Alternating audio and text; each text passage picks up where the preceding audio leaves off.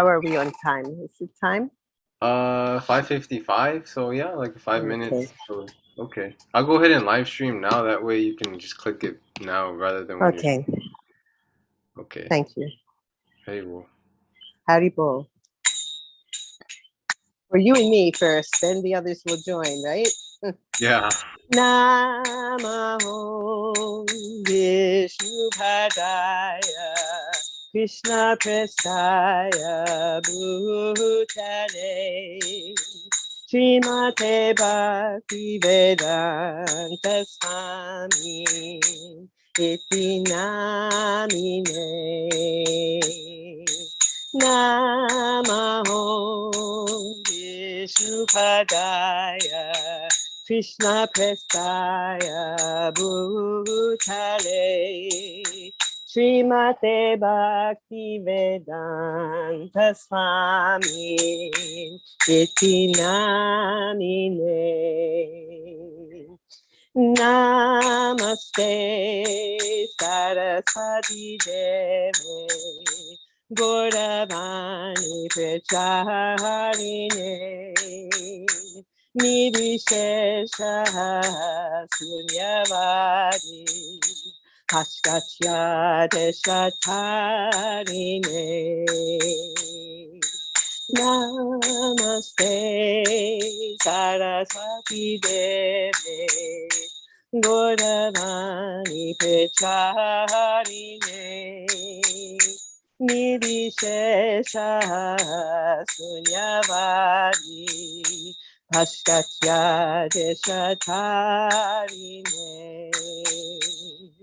Shri Krishna Chaitanya Prabhu Nityananda Shri Advaita Gadadhara Srivasari Gaura Bhaktavinda Shri Krishna Chaitanya Prabhu Nityananda Shri Advaita Gadadhara Srivasari Gaura Bhaktavinda Hare Krishna Krishna Krishna Hare Hare Hare Rama Rama Rama Hare Hare Hare Krishna Krishna Krishna Hare Hare Hare Rama Rama Rama Hare Hare Hare Krishna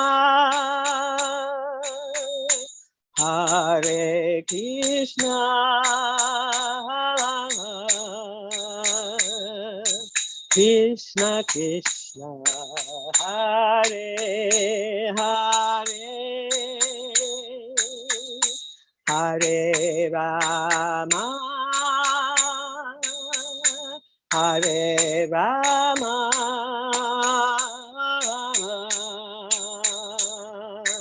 Rama Rama Hare Hare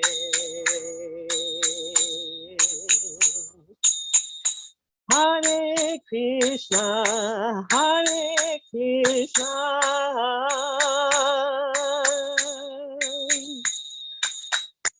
Krishna Krishna Hare Hare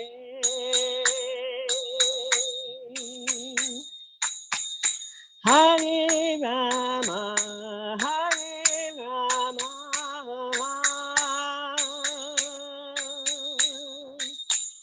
Rama Rama Hare Hare Hare Krishna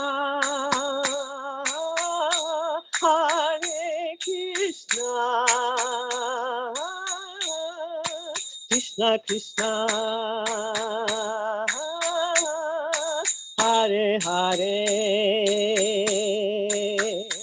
Hare Rama,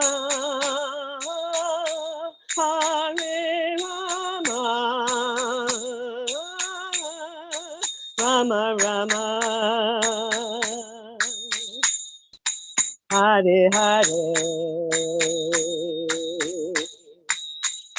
Jaya Prabhupada, Jaya Prabhupada, Jaya Prabhupada, Srila Prabhupada, Jaya Prabhupada, Jaya Prabhupada, Jaya Prabhupada, Srila Prabhupada, Gurudev, Gurudev, Gurudev, Gurudev, Jaya Jaya Gurudev, Gurudev, Gurudev, Jaya Gurudev.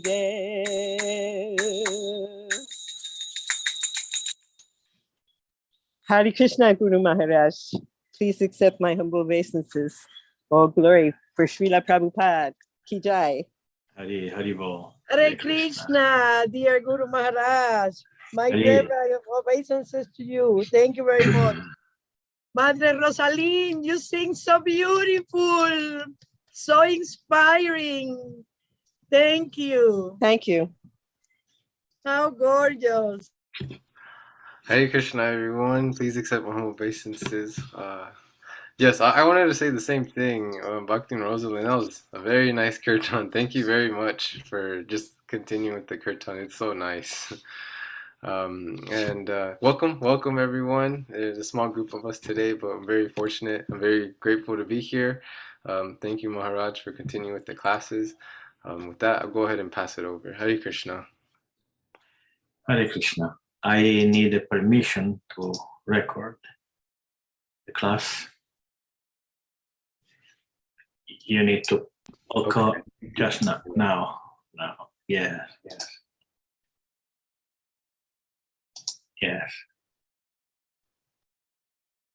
Hari Bol. Hare Krishna. Well, thank you very much. It's so nice to see you every week. Somebody else will come, surely. And today we are going to continue the study of Srimad Bhagavatam. First of all, let's offer our humble obeisances to the spiritual masters and to our deities. Narayanam namaskritya naram chaiva narottamam devim saraswatim vyasam tato jayamudirayet. Before reciting the Srimad Bhagavatam, which is the very means of conquest, I should offer my respectful obeisances unto the personality of Godhead, Narayana, and to Narayana Rishi, the supermost human being, and to Mother Saraswati, the goddess of learning, and unto Srila Vyasadeva, the author. Nasta praye svabhadreshu nityam bhagavata sevaya bhagavati uttama shloke bhatir bhavati naistike. By regular attendance in classes on the Bhagavatam and by rendering service to the pure devotee, all the troubles unto the heart is almost completely destroyed. And loving service unto the personality of Godhead, with praise, with transcendental songs, is established as an irrevocable fact. Om Namo Bhagavate Vasudevaya. Nama Om Vishnu Padaya Krishna Prestaya Bhutale Srimate Bhaktivedanta Swami Iti Namine.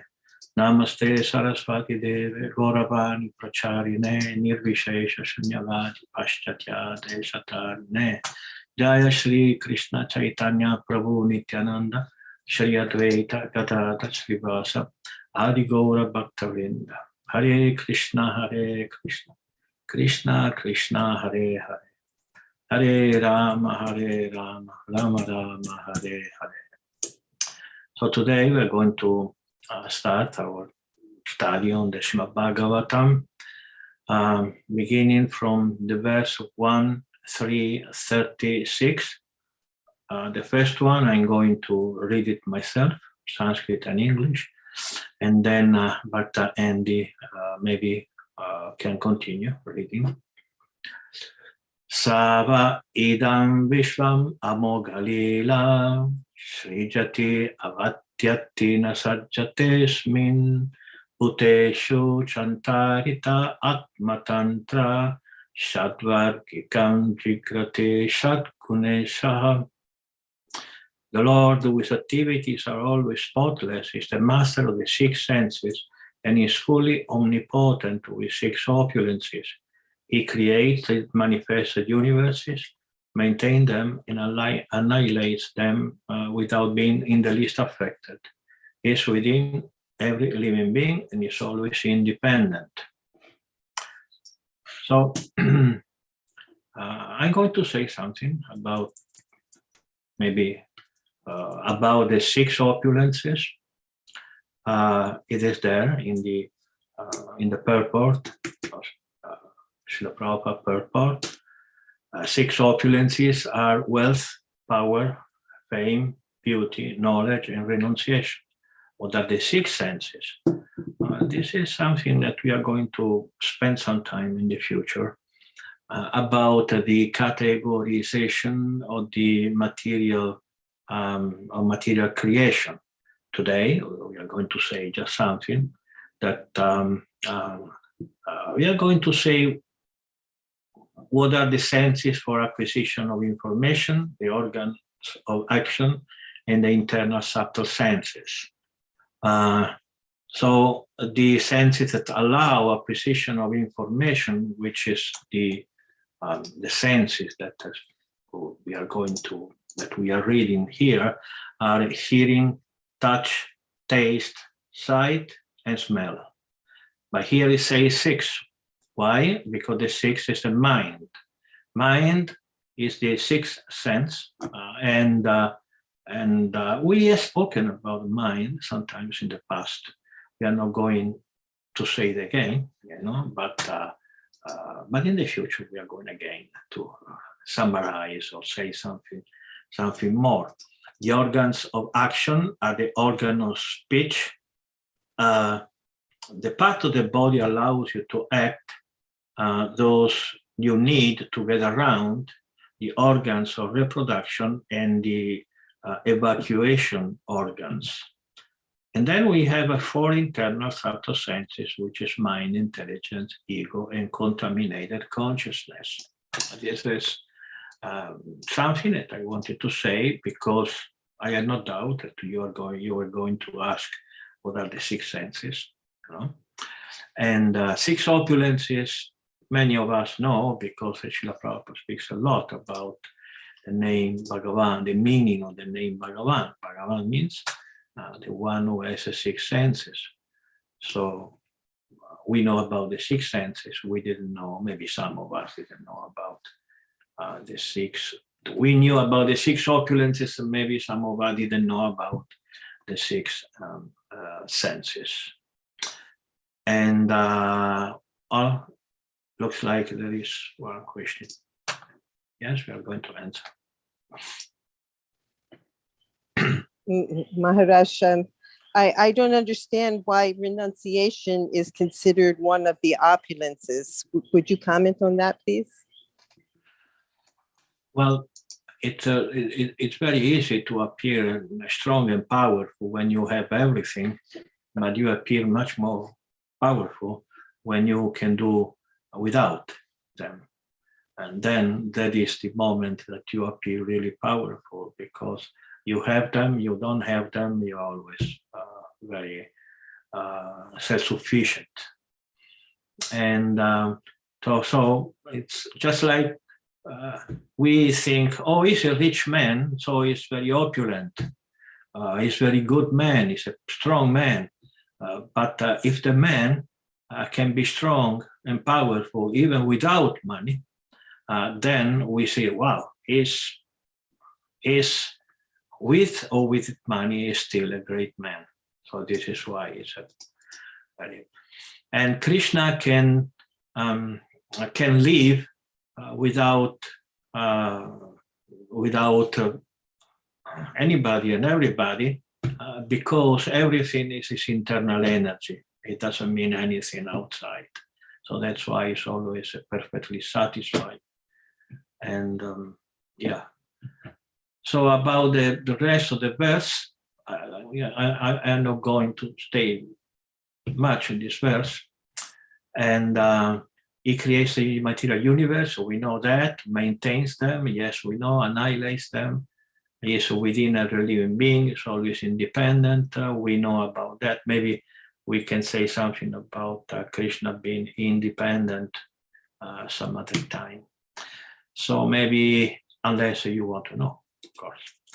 So maybe Bhakta Andy can read the verse 37.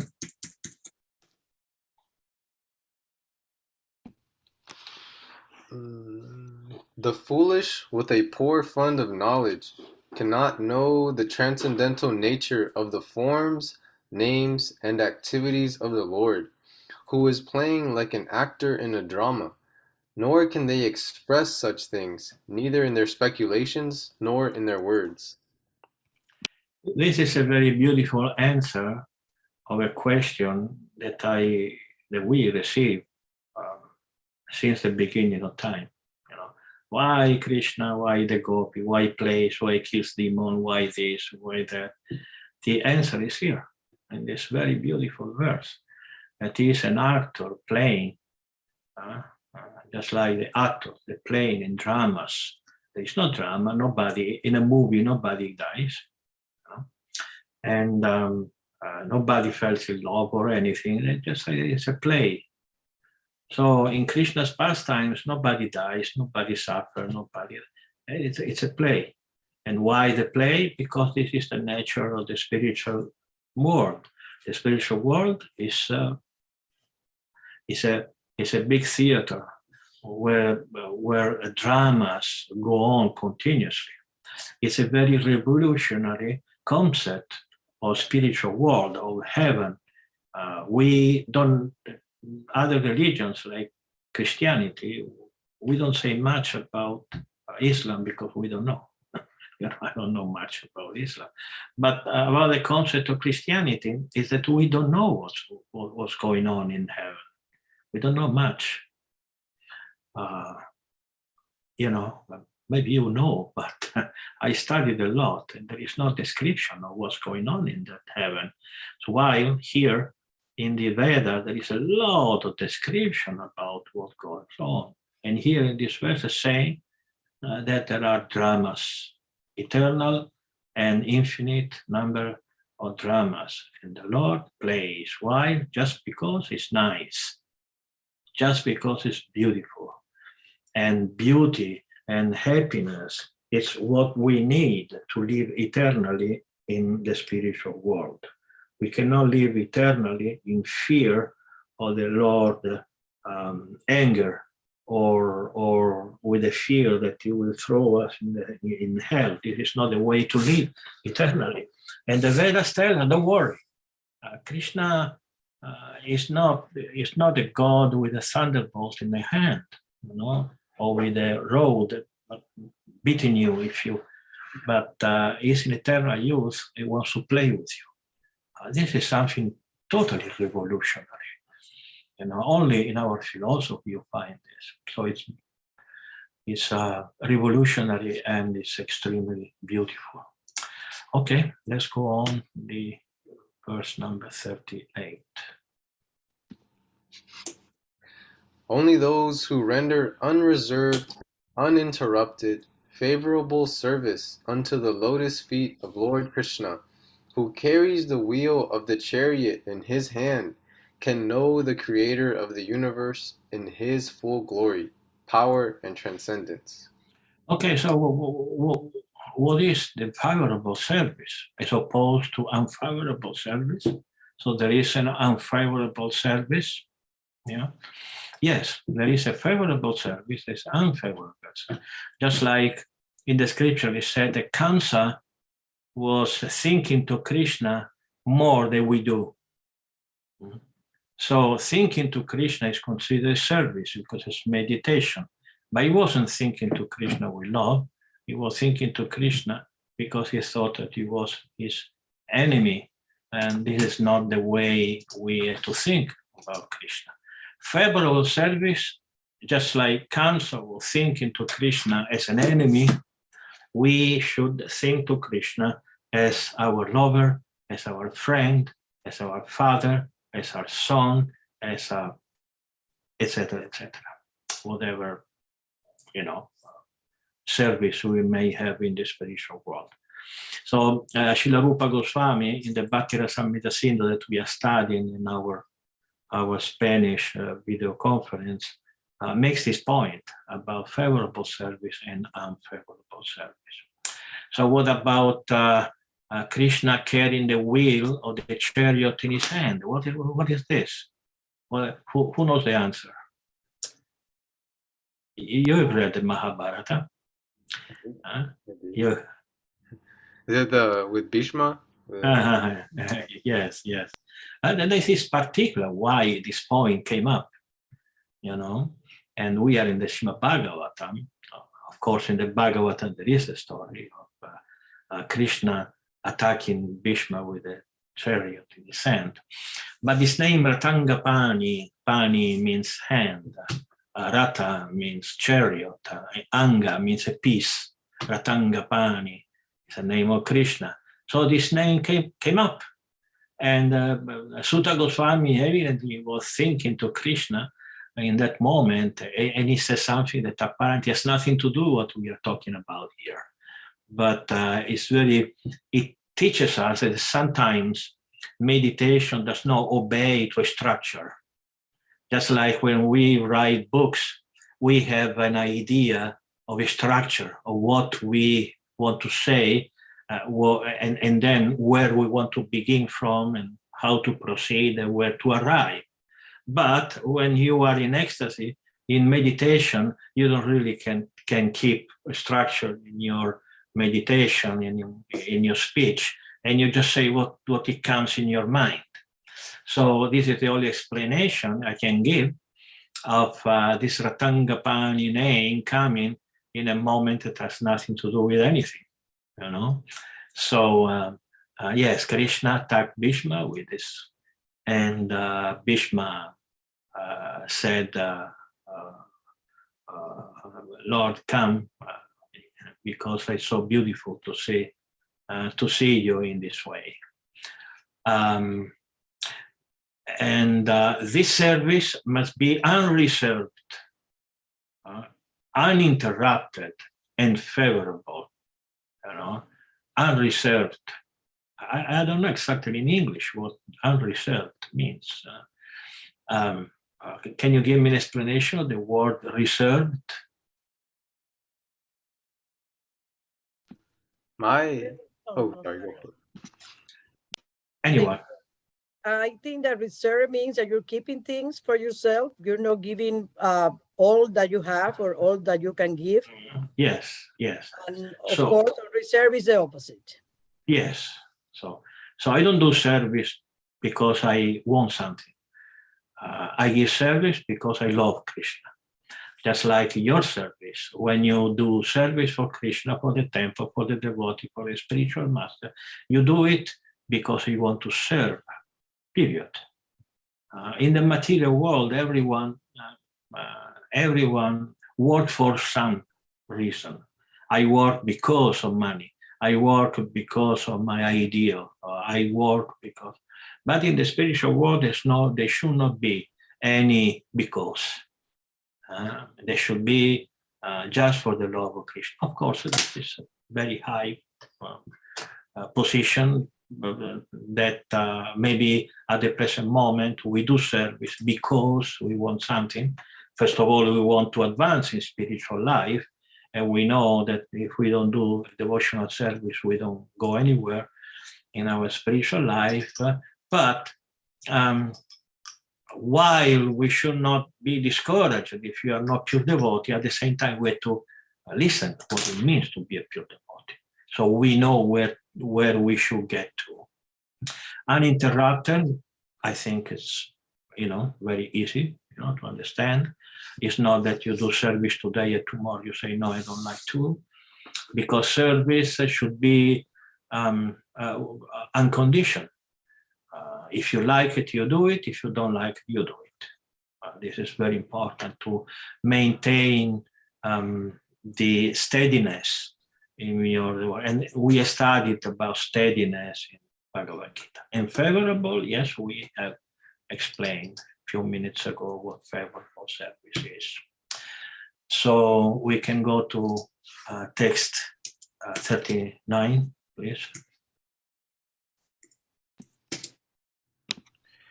Only by making such inquiries in this world can one be successful and perfectly cognizant, for such inquiries invoke transcendental ecstatic love unto the personality of Godhead, who is the proprietor of all the universes, and guarantee cent per cent immunity from the dreadful repetition of birth and death. In this verse, those who are conversant with Sanskrit, they have noted the conjunction, I think in conjunction is in English, ata. Ata is used in Sanskrit to, at the end of discourse, and then you arrive at the, help me with the English, when you arrive at a point, at a final point of a discourse, you in Sanskrit you use the word ata to say therefore. Okay, of course he will continue talking. It's not that it's finished, but when I say and then and this and this and this and therefore means this is the conclusion. So ata is the conclusion. Ateha tanya bhagavantam ittam. This is beautiful Sanskrit. And here it is said about inquiries. Inquiries is actually the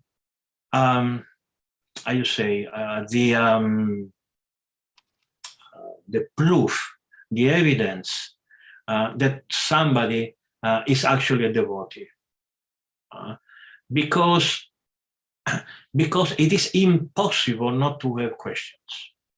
It's just impossible. Having questions, if you have questions, is when you think about Krishna, when you hear correctly about Krishna, the question must come up. This is eternal. It's not that you say, okay, I have my questions, and then there will come a day that I know everything, and I will not have any more questions. This is impossible. There will never be a moment that there is not something else to know, simply because Krishna is infinite. Only by making inquiries, one can be successful and perfectly cognizant. Cognizant doesn't mean that you know everything. As I said, it's impossible to know everything. Being cognizant and know are two different things. Cognizant is the capacity to know. I don't know if in English this is the translation of the word cognizant, but in Italian, the language where I born, there is a difference between different type of knowledge. There is a capacity to know, and I give to the word cognizant the meaning of the capacity to know. Because if I explain you something, but you don't understand, because you are not able to understand, because your intelligence is just crippled, it's not agile, it's not alive, it's half dead. Then I explain and I talk and talk. You don't understand because you're not cognizant. So someone can become cognizant only by making inquiries, and then he will be able to know as things come in and his realization, understanding and realization, he will be able to know. Such inquiries involve transcendental ecstatic love. When somebody is wants to know about Krishna, this is the beginning of ecstasy. This is the beginning of pure devotion. And we know, of course, who the personality of God that is, is the proprietor of all the universe. We know that. And 100% immunity from repetition of birth and death. Okay, we go to verse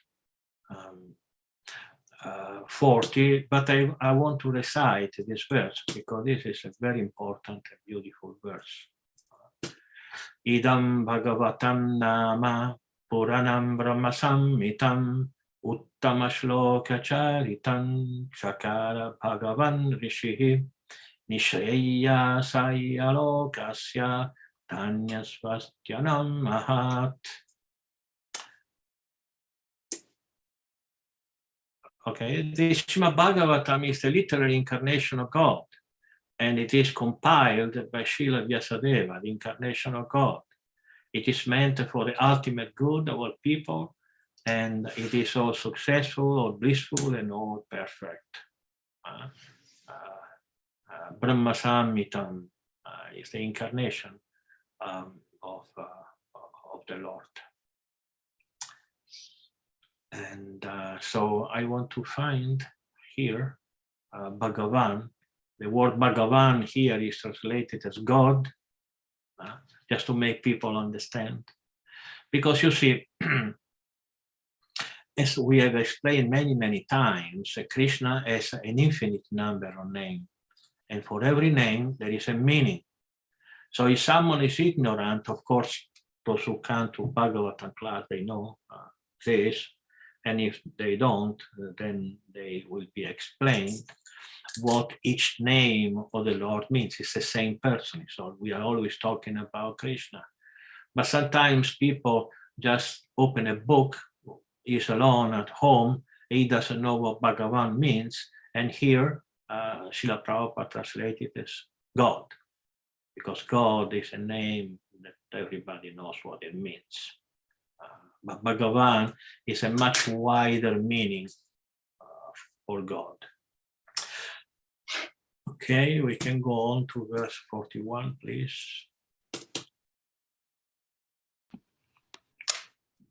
Sri Vyasadeva delivered it to his son, who is the most respected among the self-realized, after extracting the cream of all Vedic literatures and histories of the universe.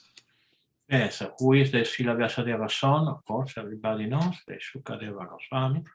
He was very respected because he was self-realized. And he taught it after he wanted finally to talk about the essence of Vedas. We know the story, just like it is narrated in Srimad Bhagavatam. Vyasadeva wrote so many books and hundreds of thousands of verses, etc., but he was not satisfied. He was feeling incomplete, and his spiritual master Narada Muni arrived and explained to Vyasadeva the reason why he wasn't satisfied. He wasn't satisfied because he did not describe the pastimes of the Lord. He did not tell very clearly to people what is in the spiritual world, what happens in the spiritual world, what is the Lord's face, his nose, his teeth, his ears, his ears, details, because we are going to find them in the spiritual world. And we need to know exactly what happens in the spiritual world. First of all, because in this way we increase our desire to go there, but also because it's just purifying. And we get out of the concept of impersonalism. Impersonalism is a bad spiritual disease. Is the worst thing, becoming personal, to think that God is not a person. On the contrary, God is so much a person that Vyasadeva took so much time to describe how he is a person, how he is, what he says, everything. We know everything about Krishna. And Srila Vyasadeva told us. Okay, so we go on to verse 42. Is there any question so far? There is no question. Okay. 42. Shukadeva Goswami, the son of Vyasadeva, in his turn delivered the Bhagavatam to the great Emperor Parikshit, who sat surrounded by sages on the bank of the Ganges, awaiting death without taking food or drink. Yes, just a little note. We used to say Vyasadeva, omitting the last vocal of a name. This is not Sanskrit. This is Hindi. Hindi, they, they take the last vocal away, like Vyasadeva, or this or that, the masculine names, they take it away. But in Sanskrit, it should be Vyasadeva. The difference. That's the final vowel. They take away the final vowel. The final vowel. The final vowel. Yes, yeah. The final vowel is taken because they want to distinguish between masculine names and female names. The female final vowel is double, like Ganga. There is a line over Ganga because it's feminine. And then, since they don't want to pronounce Sanskrit correctly, like Ganga, a Ganga, it's masculine, Ganga. I don't know if there is a Ganga masculine, but then the final A is closed. You have to close a little bit your throat. So Vyasadeva, it's not Vyasadeva, okay? You see, Vyasadeva. So normally, I personally, you can do whatever you want, but personally, I always prefer to say the name completely. Like even Parikshit, it should be Parikshit, but Srila Prabhupada uses Parikshit. Okay, this is something that I wanted to say for your knowledge. It's not wrong to say Vyasadeva, but in Sanskrit it's Vyasadeva.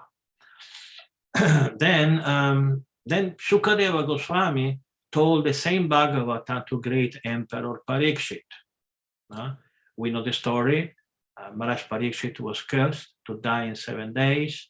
So he asked certain questions to Shukadeva Goswami. What is the best way to spend the last 7 days of my life? And Shukadeva Goswami basically told him to listen to the Bhagavatam. And he was surrounded by sages on the bank of the Ganges, awaiting death without taking food or drink. He didn't waste time to eat and drink because he was going to die anyway. So, so this is the setup of the Srimad Bhagavatam. Shukadeva Goswami talking to Parikshit. Okay, let's go to verse 43, which is incredible, beautiful, very important. I'm going to read it in Sanskrit. Krishna swadhamopagate dharma jnana dibhi saha kalau nastadrisham esha puranarkodunoditaha. Can you please read the translation? Oops.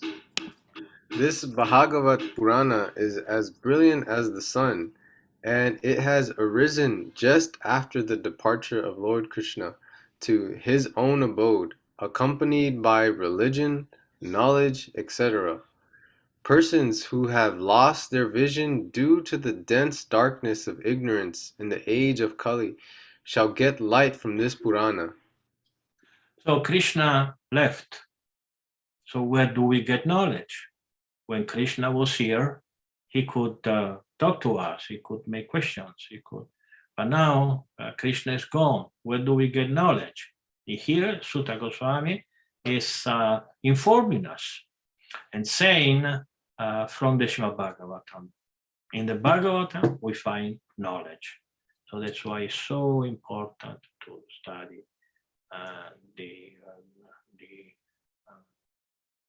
Bhagavatam. Puranarka. Arka is the sun. It's brilliant as the sun. I like to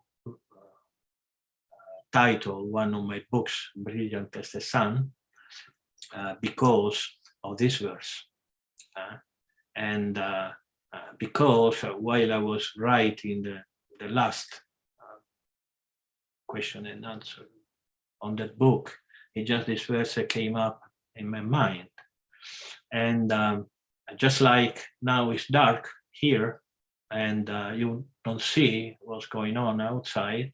When the arca, when the sun comes, then everything becomes evident, everything becomes beautiful, because when the darkness, the colors go away.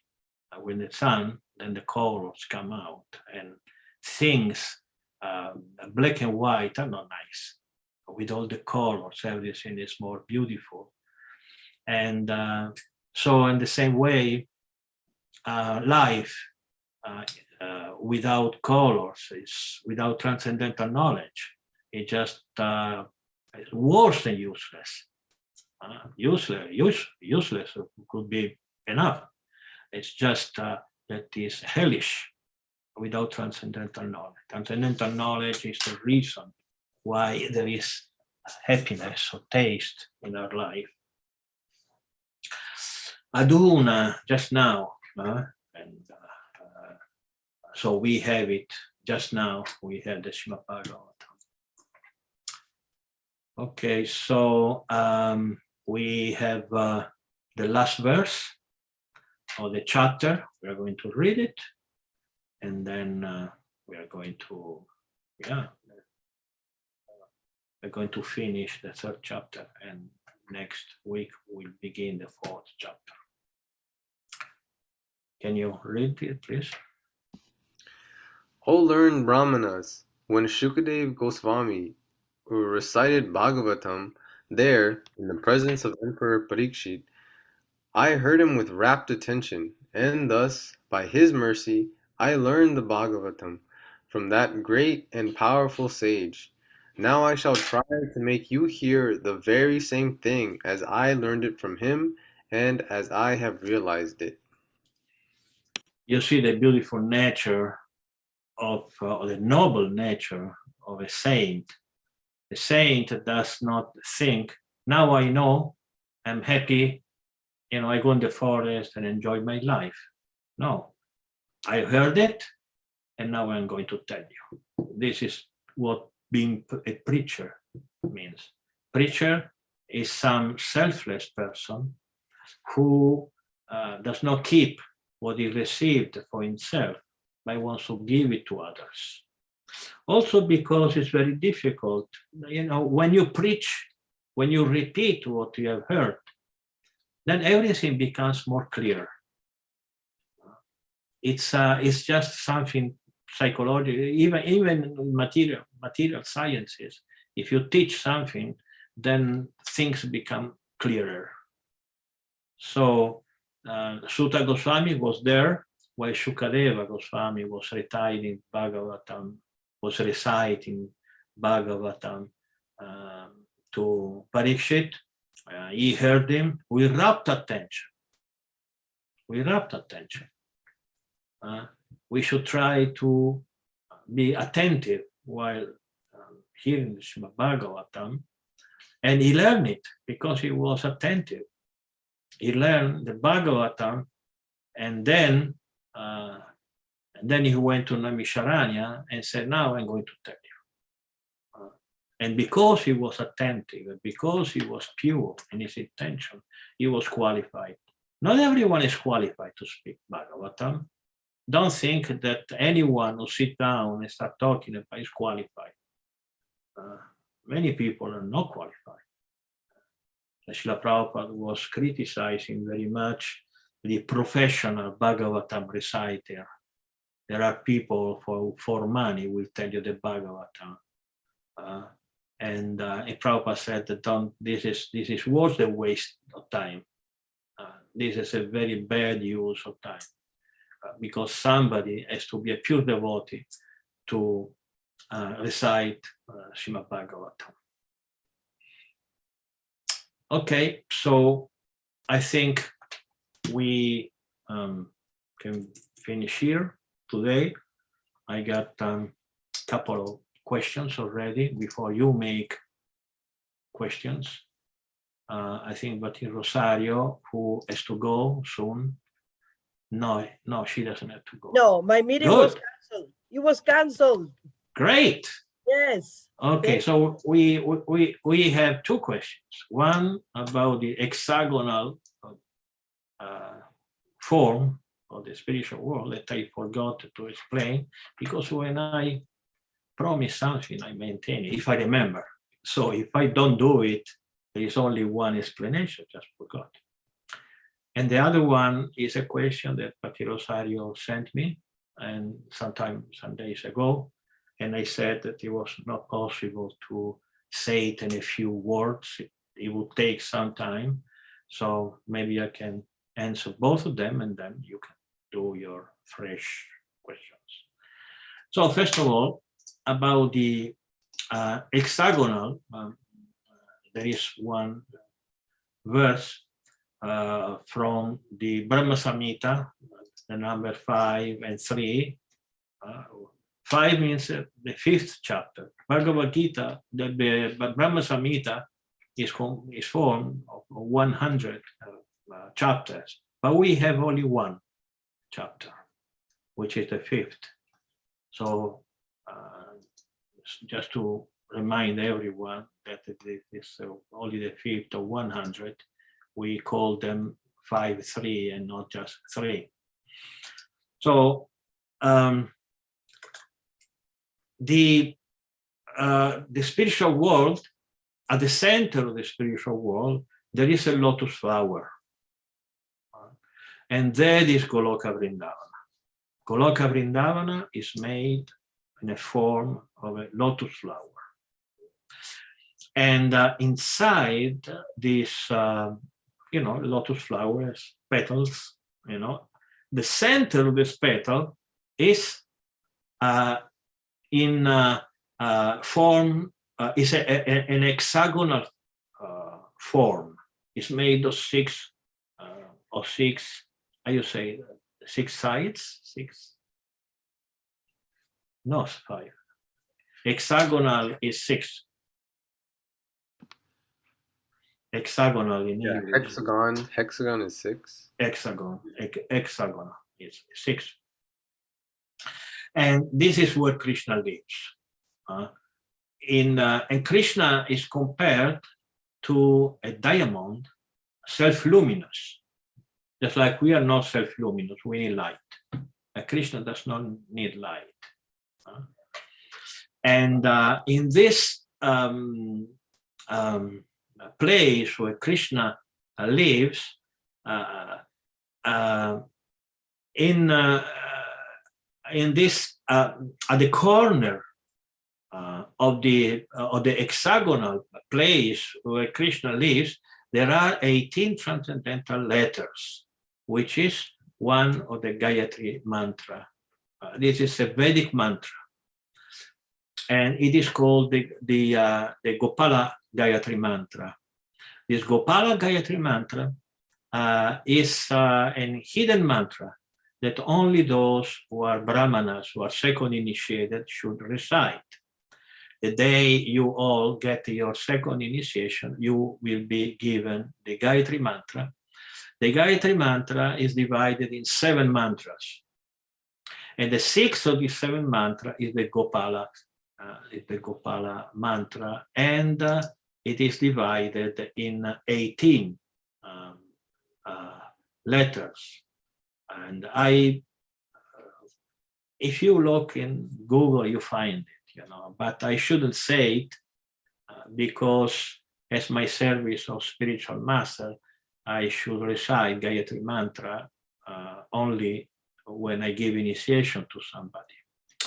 But you shouldn't look for this Gopala mantra because you shouldn't recite it, you shouldn't read it because you have not initiation.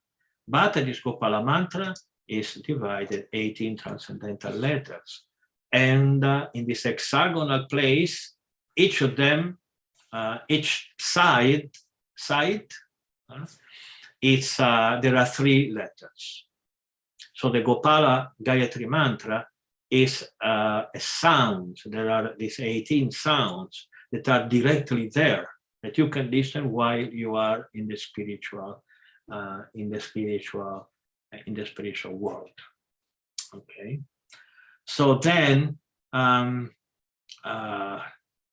actually, this Gopala mantra, it's there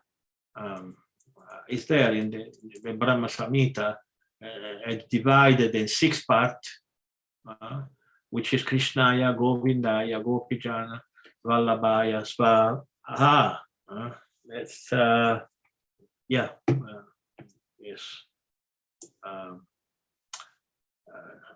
I don't.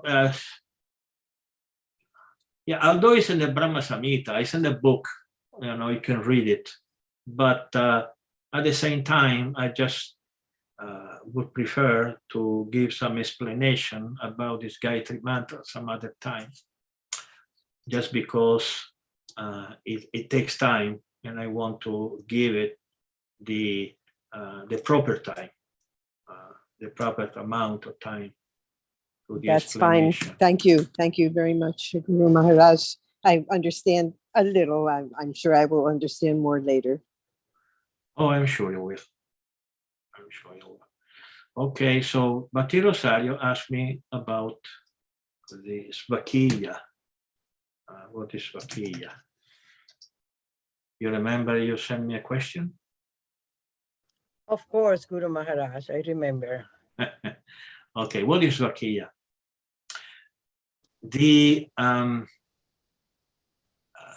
In the transcendental place of the Lord, amongst the many transcendental places the Lord prays with his devotees, there is one particular play, which is the play of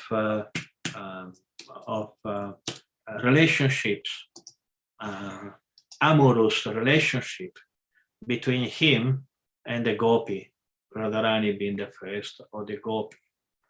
And there are 2 different types of amorous, loving relationship. Loving relationship. I think amorous is in English also. Yeah, amorous. But loving relationship within Krishna and his devotees. So there are 2 types of a loving relationship between Krishna. One is with his duly married devotee, and the other one is the loving love between Krishna and those who, in a particular pastime, are married with somebody else. Okay, when in a pastime Krishna is married to Radharani or any other gopi, their relationship is called Svakiya Rasa. When Krishna, during another pastime, in another lila, has a loving relationship with his devotee who is married with somebody else, that is called Parakiya Rasa. So we have Svakiya Rasa and Parakiya Rasa. So the last time Krishna came with Srimati Radharani, Radharani was married to somebody else. Her husband was called Abhimanyu. And of course, we know that Abhimanyu was actually an expansion of Krishna. So it's not that Radharani was married with somebody else. And there are a lot to say about this. But Krishna wanted to taste this particular savor, taste. Okay, I doubled it. He wanted to taste of a particular relationship which is illegal. So, of course, we never say that we should not have a relationship with somebody else who is not your husband or your wife, of course, you know. But just for a second, just for the sake of philosophy, just for the sake of understanding, obviously there is more taste in every relationship with somebody who is not your wife or your husband than that you have with your married partner, because the partner is always the same thing. There's nothing, you know, but the particular psychological effect, the adrenaline that you feel when you're doing something with a fear of being discovered, or with a fear of being caught, and also that you feel guilty and everything is completely different, and it is more tasteful. Okay, so in this particular pastime, Krishna wanted to taste this particular rasa, and he had a relationship with the gopis, and also this pastime is called parakiya rasa. Parakiya rasa means illegal, a social type of relationship. And this point came up because we were translating and explaining from the Tattva Sandarbha of Srila Jiva Goswami. That's how this issue came up. And tomorrow I'm going to finish my video course on the Tattva Sandarbha in Italian language.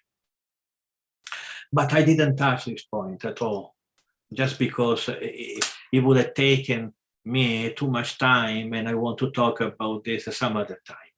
So while I was explaining Tattva Sandarbha, I didn't touch Svakya and Parakiya.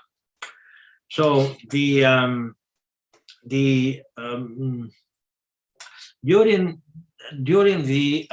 you have to understand how conservative we are. You know, for us, a woman that goes off with some other man, or a man going off with is horrible. It's just unacceptable. We should not condone it at all, and we don't. Okay, so because socially this is totally unacceptable, and not only socially, also for our philosophy, some philosophers had in the past had problems with Krishna's pastimes of the Parakiya type. So Jiva Goswami was one of those who said that no, Krishna didn't do this. Okay, Krishna did only Swakiya rasa with his married wives, and Radharani was incarnated as a Satyabhama in Dwaraka. So he said that, so he satisfied his desire to be with Radharani when he was with Satyabhama. He couldn't accept the idea of Parakiya rasa, while other acharyas said, no, this is in the scripture, we cannot deny that it happened. So there was this kind of how you say, not debate, this what's the right word? Controversy, maybe? Controversy, perfect, exactly. This controversy between several acharyas. And one in particular was a Krishnadas Kaviraj Goswami. The point came, and this is how Bhatti Rosario came up with this question, because in the Tattva Sandarbha, I wrote without specifying that there was a controversy between Jiva Goswami and Krishnadas Kaviraj Goswami. I didn't say what was the controversy, but she asked, and I cannot, when somebody asks, I cannot just keep saying, I don't know, you know. So if I don't know why I'm a spiritual master, I should know. And I told her something, so she asked me about Svakya. I said, no, I cannot tell you in 2 words. You know, either I explain more or not everything, but at least enough to understand, or I should not say anything. So, of course, the Jiva Goswami never denied that Parakiya rasa existed, but Jiva Goswami didn't want to talk about, because he would give to the society the idea that it's okay. And this is not okay. Krishna did it, but there was a play, there was a game.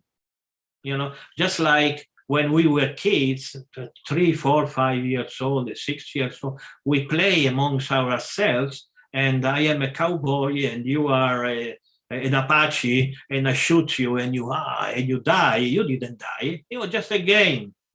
So whatever happened between Krishna and Radharani, Krishna and Gopi, never really happened. It was just a game, because Radharani is eternally Krishna's partner in the spiritual world. So unless we don't understand the philosophy of the game, which in Sanskrit is called lila, and the science of rasa, which means the type of lila. There is a lila and there is rasa. These two things are very scientific and must be understood, or we make a lot of confusion. So Jiva Goswami didn't want to talk about this, because Tattva Sandarbha is not a book to explain. This is too deep. So Jiva Goswami didn't want to talk about that. So he said, no, Parakya, don't worry about Parakya. Just think about Svakiya. Krishna had wives, he stayed with his wife, and that's it. But Krishnadas Kaviraja Goswami, he lived in Radhakunda.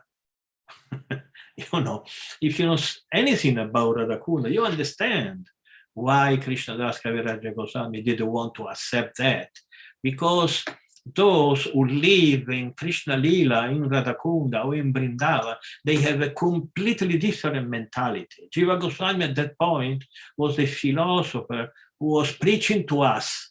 So he came out from Vrindavan consciousness for a moment, while Krishnadas Kaviraja Goswami was inside the deepest,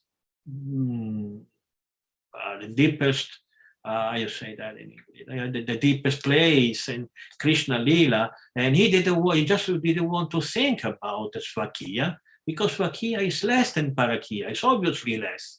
And so that where the controversy came between Jiva Goswami and Krishnadas Kaviraj, and somebody says, oh, Jiva Goswami didn't like Krishnadas Kaviraj Goswami.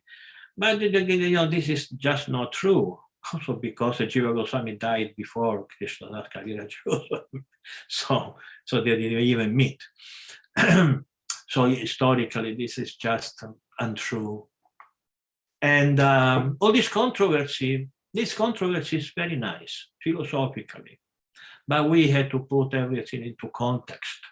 If we put things into Samamvaya, this is called Samamvaya in Sanskrit. Samamvaya means putting in context.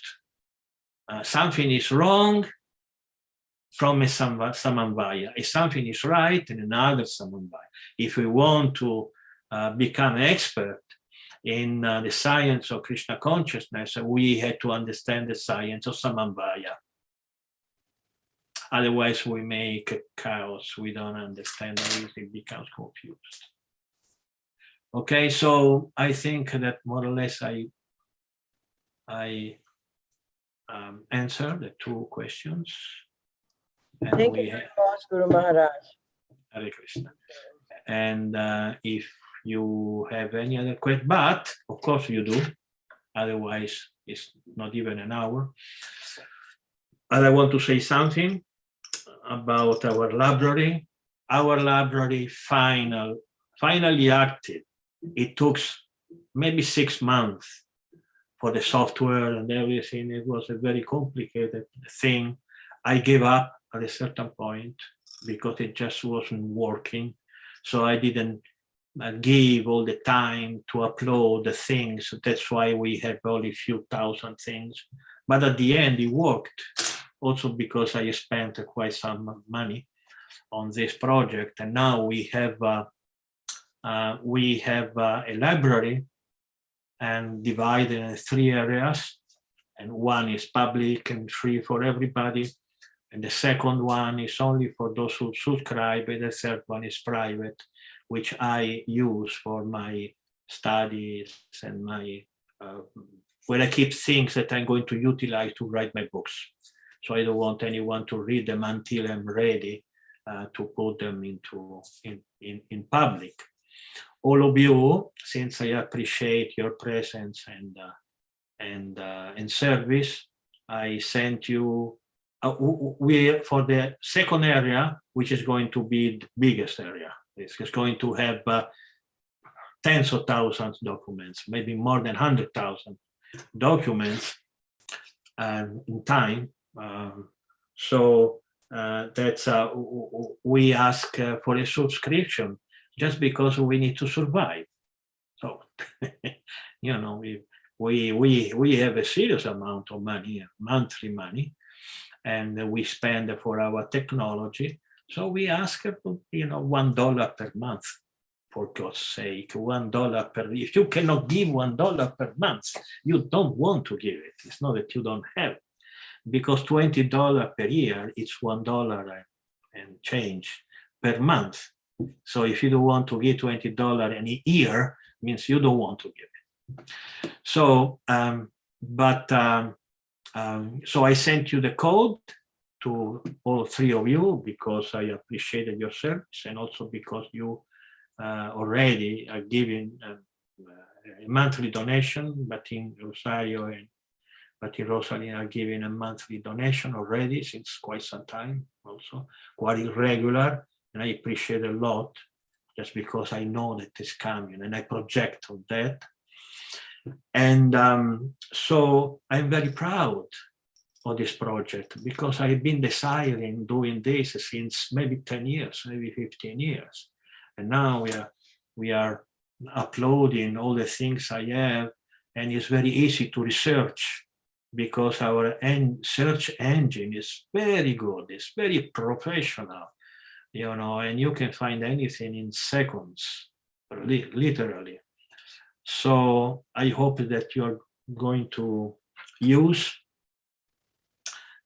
subscribe. Two of you have already subscribed, but Andy and Cassandra didn't yet. They will surely. And we hope that you are going to use Ishvara more and more.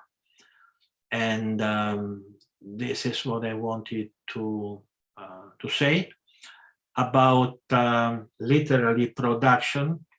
The Mahabharata in Italian is already there. That was a big, you know, thing. So we published this Bhagavad Gita, the Mahabharata in Italian, finally in 2 different volumes, because we published Mahabharata in Italian in the 90s, at the beginning, 91 or 92, but it was in 1 volume, big volume like this, 650 pages. But Amazon obliged us to divide it in 2, so we did, and it took 2 months to do this. So then I am correcting the Mahabharata in Spanish. No, I didn't correct it. And Rosario did it. I am finishing, put it, and then we are going to upload it so that there are no mistakes there. Then Rosario is translating the Tattva Sandarbha in Spanish. And one thing is that we are not selling many books, you know, maybe 50, 60 per month, you know, it's not much. But most of them are in Spanish language. And I spoke to some of you just recently today that most of the books I'm selling, I'm very surprised, because I thought that most of the countries that speak Spanish are poor countries. You cannot sell a book to a Venezuelan or a Cuban, you know, they are very poor. Apart from Spain and Puerto Rico, and you know, people are very poor, can't buy a book. $10 for a Venezuelan, it's, you know, a Cuban, they get $12 per month.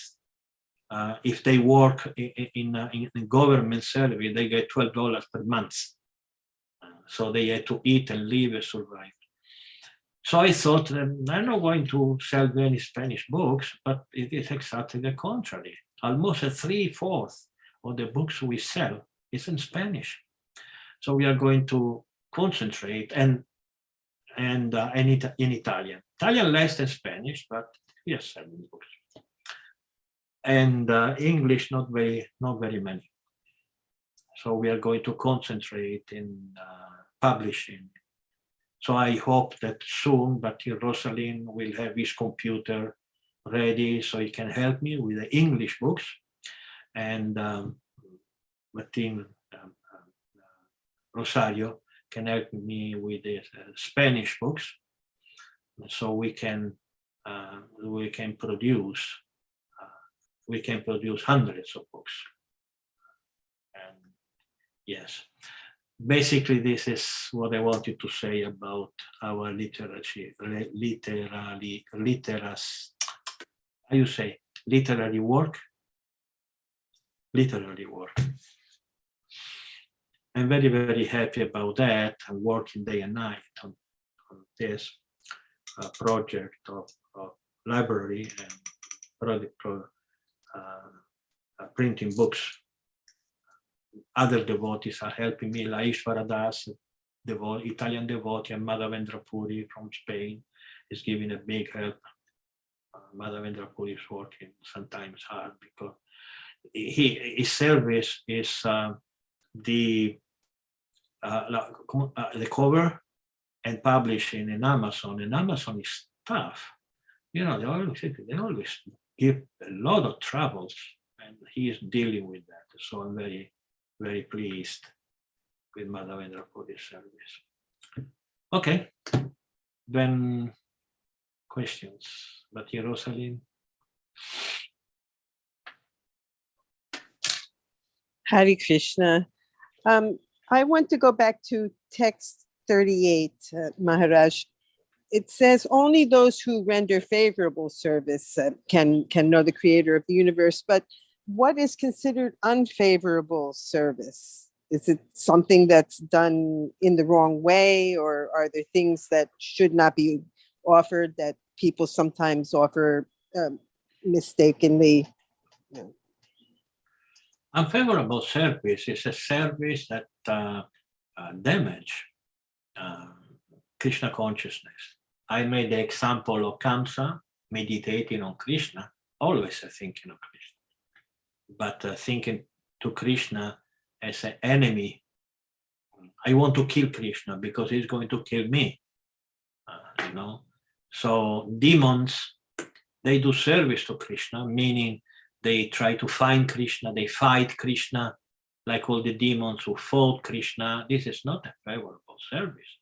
And that's why there is no demon killing in the spiritual world. Krishna kills demon here in the material world. Of course, it's not material world where he kills demon, but he kills demon only in the spiritual world, in the material world.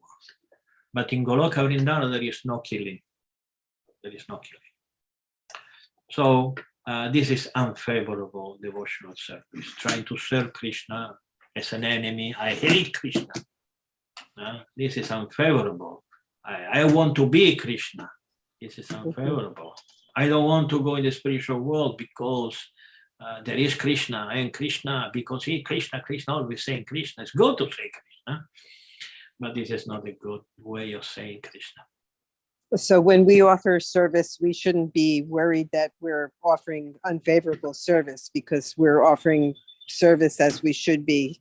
Right? That was, I guess, the question. If there was something that we could be doing that's unfavorable without even realizing it. But and I understand what you say about unfavorable service is not mistakes in service. If you do something that is wrong, it's not unfavorable. It's your consciousness, the consciousness of being enemy of Krishna consciousness. That's unfavorable. If you do a mistake, you do a mistake because you are imperfect, and you're working on it. You're working on becoming perfect.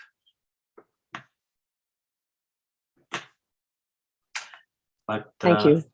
Thank you. And but Andy. Hare Krishna Maharaj. Please accept my humble obeisances. All glories to Srila Prabhupada. I had a question.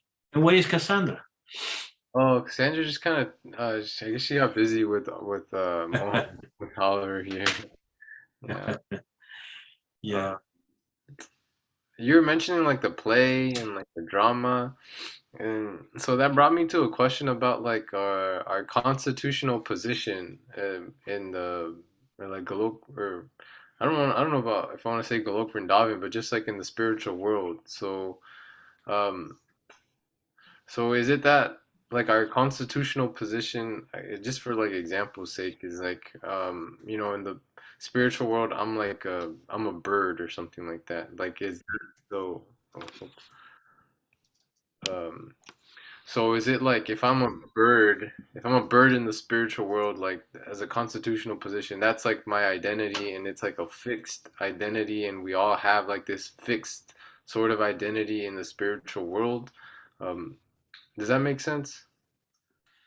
Yes. Well, let's take let's make one example.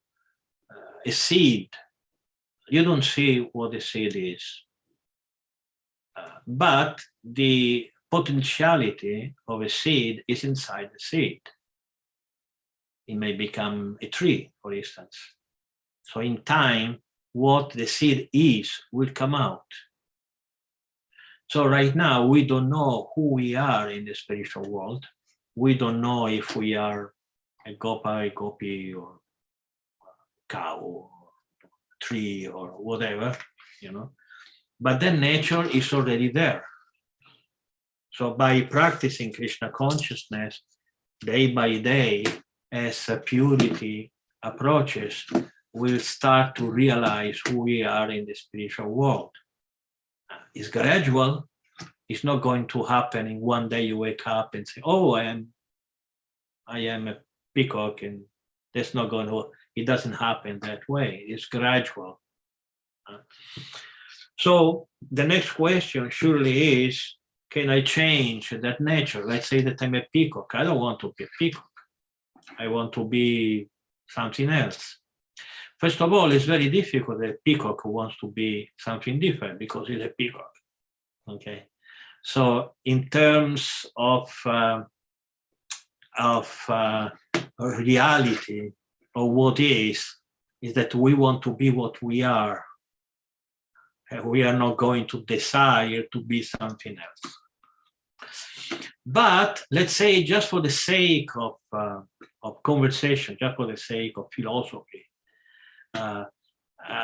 if 1 in a trillion peacocks maybe there is one who wants to be a cow or wants to be something, can he? So the answer cannot be no. Why it cannot be no? It cannot be no because there is something in the spiritual world which is called freedom. You are a free person. Nobody obliges you to do anything, because freedom is one of the main qualities of love. And the spiritual world is made of prema, is made of love. We all are in love with Krishna, we are in love with each other, and this love cannot but be free. I love you, not because I'm obliged to love you, but I love you because I want to love you. So if we, just for the sake of philosophy, if a peacock wants to be something else, he can be something else, just because he's free. And Krishna will satisfy his desire. If a peacock wants to be a cow, he can be a cow and do something else. But again, we have two principles here. One is that I don't think how someone who he is can decide to be something else. It's like saying a fish wants to fly. A fish is a fish. He wants to be in the water. Okay. But in the spiritual world, if someone wants, he can change his svarupa, his nature. So keep in mind these two principles at the same time. That's why we have two eyes. Look at something, look at right and look at left at the same time. Okay. Nobody in the spiritual world wants to be anything. It's like saying to Mother Yashoda, look, being a gopi is better than being Krishna's mother. You know, Rupa Goswami says that. You know, being Krishna's lover is better. You know, Madhurya Rasa is better than any other rasa. Mother Yashoda will tell you what you're talking about. You know, I'm Krishna's mother. I'm not a gopi. I don't want to be a gopi because I am Krishna's mother. Okay, so this is a principle that we have to understand. We in the spiritual world, we are who we are. At the same time, we can never say that someone living in the spiritual world cannot. No, you cannot be someone else. You are eternally obliged, forced to be that. You cannot say that. It's just wrong philosophically.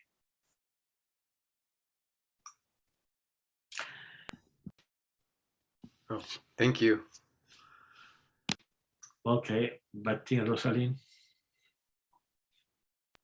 Thank you, Guru Maharaj. This is a very interesting idea that one would not change their form because one is satisfied. But what about our karma? I mean, do we have any free choice in that? I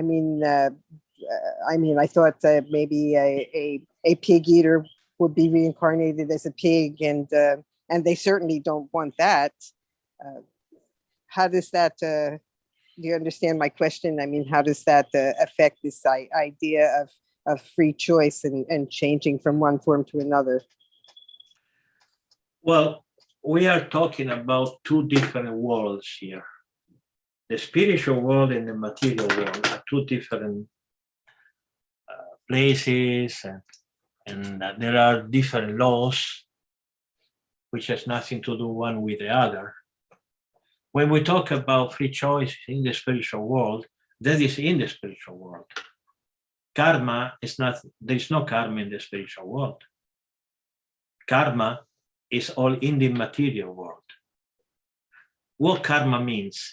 Karma means you do something and you receive a reaction. Okay? And you cannot control your reaction. You cannot even control your action, actually, you know? So sometimes you do things wanting something, not knowing that you did it wrong. And what you did will give you something maybe opposite of what you wanted. Okay? So you steal because you want to be rich, but you end up in prison. You choose to steal. You didn't choose to go to prison. So action and reaction in this material world are often not correlated. Why? Because it is a science. It is a very mathematical science to know how to get a result from particular actions. And this is what the Vedas are about. That's why in India you see all the businessmen with Lakshmi or Ganesh or Shiva in the store, and every time they don't begin working without doing a little puja to their deities, because they know that they are going to make money with a little puja. So it is scientific. In the spiritual world, it's completely different. There is no karma, there is no wrong actions, there are no things that you receive without wanting to receive.